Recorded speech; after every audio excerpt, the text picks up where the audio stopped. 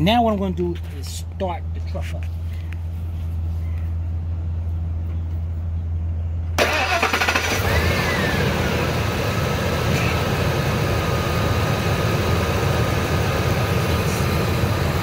Okay, let me go right here. Yeah, okay. Now guys, this is how you're going to tell.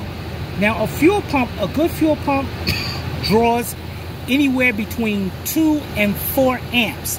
I can tell right now this is drawing close to 6 amps, which means I know there's a heavy strain on this fuel pump. It doesn't mean the fuel pump is bad. It could mean it's just have a clogged fuel filter. Any kind of clog in the system, kink line or anything, will cause those amperage to go up. Now you also want to pay attention to your max and your minimum